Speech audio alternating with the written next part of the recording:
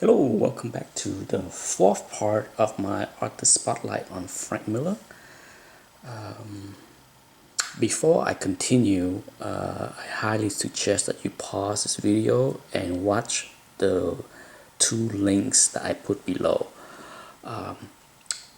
One of the things that is widely known for a long time now is that at the later stage of Frank Miller collaboration with Klaus Janson in his Daredevil run, the last year and a half or so, he didn't do full penciling work and basically give more of a rough layout or sketches or breakdown for Klaus to finish. And I think that create a lot of misconception on how much Frank Miller did as far as the penciling. But if you watch the video and the link below, you will see that even when Frank done the layout on smaller page, the 8 by 11 that he used and gave it to Klaus, the layout and the penciling was quite well done. It's not, stick figures. So, I think occasionally I feel that a lot of people have a misconception that, those later Daredevil book that Frank Miller did with Klaus was, more Klaus penciling and inking everything, and all Frank did was the layout. But the layout is much more detailed than a layout you see, say, from Jack Kirby. If you see some of my other videos on other spotlights, say from Steranko, I show some layout breakdown that Jack Kirby did, and that is much rougher. It basically circle head, stick figures kind of thing. But Frank did a lot of work, very detailed work, so it's still a lot of his imprint in those later Daredevil books. So when this book came out, it totally blew my mind, and I absolutely love the style that Frank Miller used for this book. It's incredible how he transformed, in my opinion.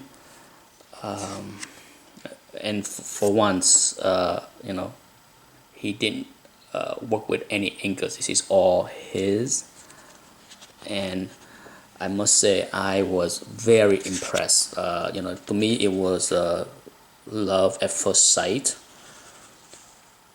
There is something about the way Frank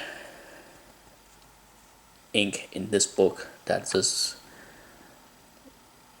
mesmerized me. I have to say, he's used a lot of cross hatch. It's very unique. The style that he used to ink this book was so different than anything I have seen at that point. I can't say that this is unique where nothing else ever looked the same before, but for me it was at that time when I picked up this book. Frank Miller have a beautiful way of storytelling, and his layout, his panel design is just beautiful. I love it. I love it even when it was, in Daredevil. Now that I have a chance to look at his layout, but in this book, even that, with that, even a simple picture, it's one of those things where it's less detail, but it's more work. It's hard for me to explain, to describe what I'm seeing on the page when I'm admiring his work, but it's beautiful. Like I said, if you look at this, it's almost like a cross between Mobius and somebody else. Like I said, it's so different. If you have not ever read this series, I highly recommend picking it up for cheap. because it's a lot of fun. Like I said, the story is kind of kooky in my opinion, but for years there were discussion of somebody making a movies out of this story. So who knows? Maybe someday somebody will rewrite the script, the story, and import that into a movie, because it is a neat story. By kooky I mean it's a little weird, hard to understand, especially for the teenagers in me back in 1983, when I'm still not fully have a full grasp of the English language yet. This is a beautiful cover. Like I said, the amount of detail is almost remind me, like I said, when I look at these books now, it's almost like a cross between Mobius and Walt Simonson. Let's look at that. It's simple yet very detailed. Okay, that's about a good description as I can give it, but it's, as you can see, it's gorgeous. Even the simple pictures. Just look at that. Let me know if you agree with me as far as my description that is a cross between Walt Simonson and Mobius. Like I said, I don't want to spend way too much time going through this, but as you can see, it is good stuff. To me, it's great stuff. It's the stuff that make Frank Miller jump out and demand my attention for sure. So it's a 6-issue series, and it's definitely some of the most memorable books that I bought in 1983. This is the last issue, and I just want to show you the last. Just look at the amount of detail Frank put in the last few pages.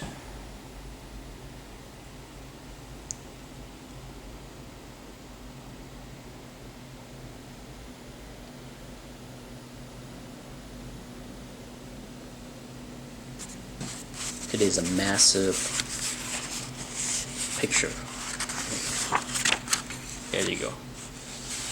So as you can see, it spans over about 4 pages.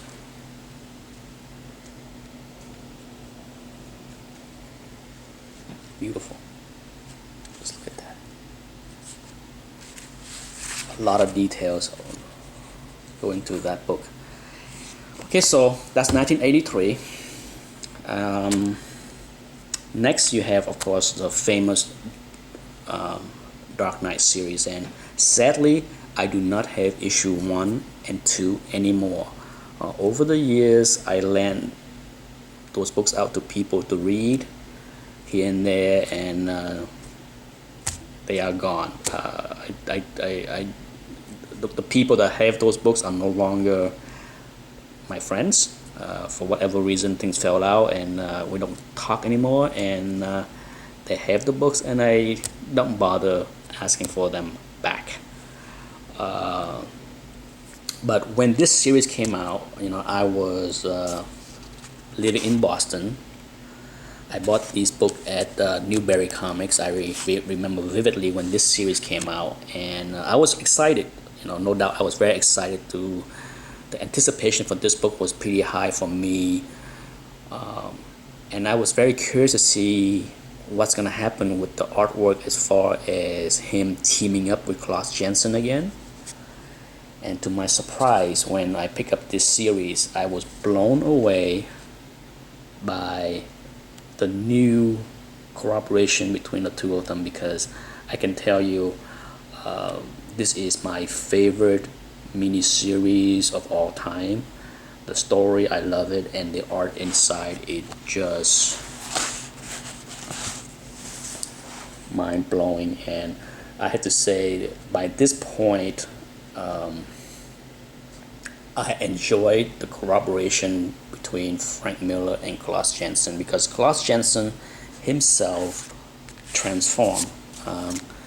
I might be completely wrong since I don't know Klaus and don't know all the detail, but I can only guess that the tools that he used to ink this book is very different from the tool that he used to ink the Daredevil run, because the fine lines that we see in these books, in this miniseries, are very fine, that he definitely doesn't use those brushes that he used back in the days of Daredevil, when things was much thicker, much heavier. Oh, let's look at this. Gorgeous, gorgeous detail on the Joker. Look at that. Beautiful. I love that. Like I said, the lines are very fine. Okay, both him and Frank transformed themselves over the years, and by this point, to me, this is great stuff. Absolutely great stuff. And I only have issue 3 and 4, so unfortunately I can't give you a closer look at 1 and 2, but if you can, go out there and grab the trades to enjoy. Look at that. It's hard to show this book because the way they made with one hand is, I can't really open up and flip through all the pages, but just look at that. Gorgeous, gorgeous drawing. And by this point of my collecting life, I fully appreciate the abstract ways that Frank drew. His storytelling is awesome. His panel layout is incredible. And after that, the beautiful art. There's nothing to complain or criticize about this 4 books miniseries, and I think most people would probably agree that it's one of Frank's finest work. Before I go on, just look at that. Beautiful, So I will end this video here, and perhaps trying to end this spotlight on Frank with these books over here. But anyhow, I hope you enjoyed the series so far, and thanks for watching. Bye.